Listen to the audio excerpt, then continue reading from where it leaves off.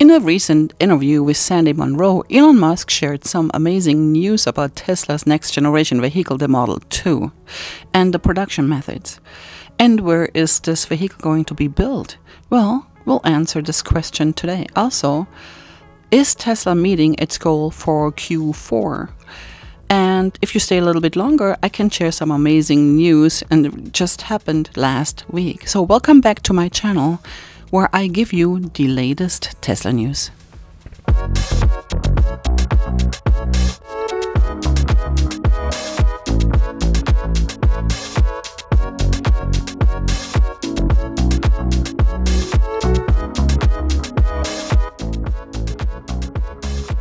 Tesla is not slowing down. Tesla is actually accelerating, beating legacy with their old ways of technology. Sandy Munro and Elon Musk met for an interview answering important questions about the Model 2, Tesla's lower-cost vehicle. Sandy was also blown away by the Cybertruck's engineering and technology. From 12 to 48, because all of the peripheral items, everything that connects to it has to interface at 48 volts, or you've got to step down to 12 volts. Yeah. So, there are hundreds of things that interface to the low voltage bus. 12 volts, far too long. Yeah, 60 years. Yeah. So I've got a question for you. How difficult was it to move from 12 to 48? Because I know when the S came out, or the Plaid came out, I wasn't happy. I thought you were going to do it on that. I was looking for that big giant weight reduction and cutting all the wire and whatnot. But this one, you've got it in. So how difficult was it to get that to happen? Well, it's very difficult to change the bus voltage from 12 to 48 because all of the peripheral items, everything that connects to it has to interface at 48 volts, or you've got to step down to 12 volts. Yeah. So, there are hundreds of things that interface to the low voltage bus, and that's everything from the electronics in the car, the window, the window motor, the airbags, the seat adjustment mode, everything is set. The headlamps, everything's set. But somewhere between in percentage of weight and what, sometimes something around 70% of the communication wire disappeared. 48 volt, who cares? It's gone. Well, there's actually a couple of things happening. So besides 48 volts, it's also moving to Ethernet over CAN bus. Yep. So Ethernet just allows for a much higher data rate than the CAN bus, which is the sort of typical data bus on a car. Conditioner robot, and you've got basically steer-by-wire. Steer-by-wire is awesome. If you actually, I didn't really spend much time on it in the Cybertruck presentation because it was hard to explain why it's going to be great. But you have to, if you drive the car, it's immediately obvious. Yes, exactly. So the steer-by-wire means that the steering yoke is not mechanically connected to the wheels. Yeah. So now this is the way that all modern jet airliners are made. It's it's the steering yoke or stick on a modern airliner is simply a command to the computer. So for the Cybertruck, the steering yoke is a command to the computer. So that means we can adjust the gain. By variable gain, it's kind of like turning out if you've got an amplifier or something, do you turn the amplifier to a low setting or a high setting?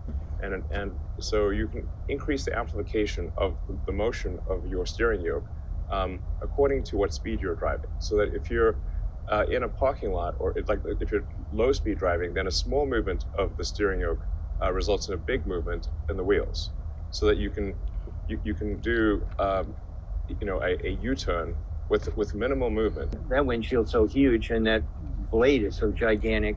It's like a katana blade winch. It's like giant sword. Yeah, it is, and it works reasonably well, and it's a 30XX whatever. Yeah, but it's a 300 series custom alloy that we made. Yeah, but the big thing for me was when I found out, I was pretty sure it'd be austenitic because you can't have rust, but I didn't know that you take the austenite, work hard in it, and now it's martensite, and hence the reason I couldn't understand the bullets, because I've shot through I do some hunting, and I've shot through stainless steel in the past. Yeah. But with Martin's, there's no chance. So that was a big surprise. The revolution in manufacturing that will be represented by that car will blow people's minds. It is not like any car production line that anyone's ever seen. Is this going to have the basically unboxed system, or would this be too much of a question to ask? The thing that's most interesting about this is it's a production system. It's a level of production technology that is far in advance of any automotive plant on Earth. I can hardly wait now. Yeah, it's gonna be cool. According to Elon, the first generation vehicle will be built in Texas and then Mexico. There was also talk about India once the factory has been established. Mexico took a little bit longer since Tesla needed to get environmental approval because of the location.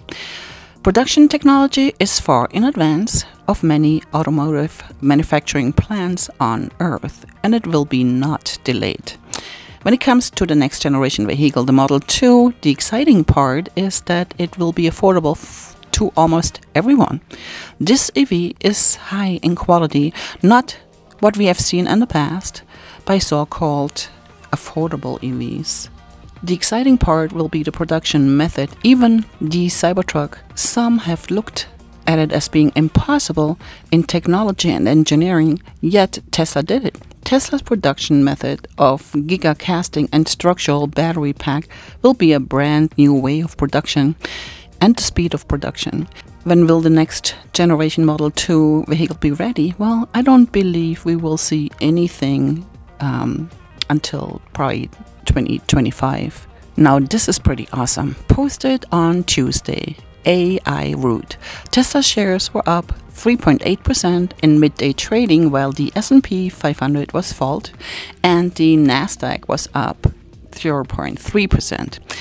Weekly insurance data in China tracked by Analysts, giving some idea of sales in real-time basis in the world's largest market for EVs.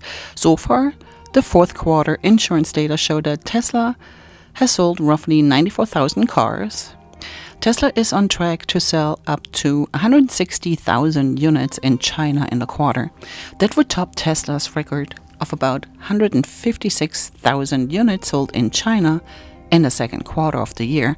Investors are also starting to realize that the Cybertruck extends the Tesla brand into an entirely new addressable market, Gary Black said. Google search trends evidence that in overall Tesla's franchise is surging.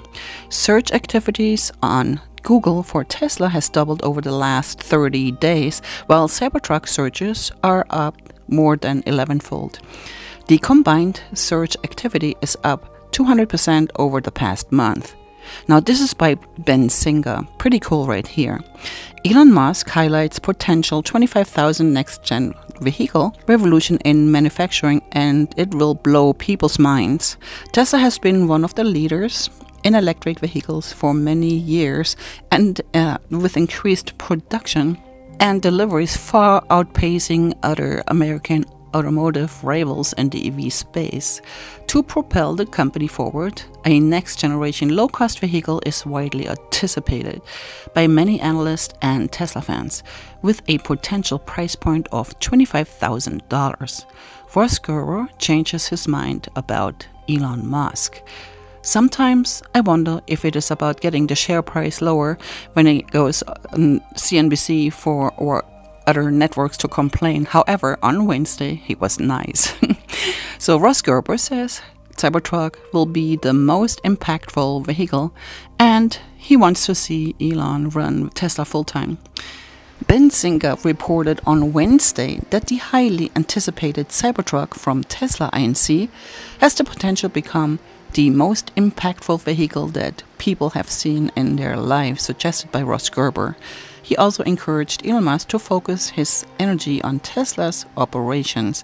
Ross also mentioned yesterday was like Twitter Elon and today was like Tesla Elon, and they're completely different people. The development comes after Gerber faced backlash from Musk supporters who claimed that Gerber had shifted to the bearish camp. Also, if you're looking to buy a Tesla, the Model 3 rear-wheel drive is available as low as $28,000 if you order it before December 31st, and that's with tax incentives. Tesla currently offers discounts on inventory Model 3 vehicles. With a $7,500 tax credit, the vehicle price goes down to $27,590 until the end of the year. Now, Barron's.com.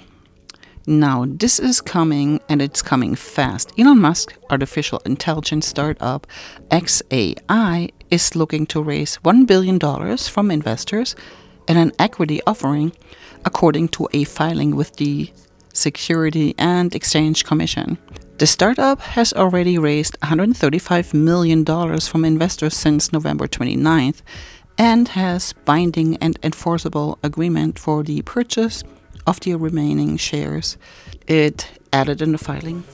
The momentum investment from outsiders and the offering is $2 million, xAI said. The total remaining to be sold is just over $865 million, though the filing doesn't name the investors buying it. Musk started xAI earlier this year. Musk said recently that investors in X will own about 25% of xAI and that premium subscribers on X would get access to Grok. Now, Thursday, market chatter. Dojo supercomputer project lead Kanish left the company in November. The project is now being led by Peter Bannon. Dojo is a supercomputer designed to process data capturing by Tesla's vehicles to improve the company's algorithms, and it's powered by a custom D1 chip. Also on Thursday, Dana White is giving away a Tesla Cybertruck. I love Dana White, he's crazy. The president and CEO of the UFC is giving away a Tesla Cybertruck. I'm giving away a free Tesla Cybertruck. This has to be the biggest giveaway I've ever done for two reasons. It's a $100,000 truck and there's a 3-year waiting list for this thing. Thank you, Elon Musk, my brother. I appreciate you doing this for me. So this Saturday and Sunday is Travis Pastrana's Nitrocross. All you have to do to sign up is go to nitrocrossracing.com/sweeps. You can get 10 bonus entries if you enter the secret code that will be revealed live and free on Rumble, the stream this weekend. Or you can show up to the race live at Glen Helen Raceway in San Bernardino, California. I'm giving away a free Tesla Cybertruck.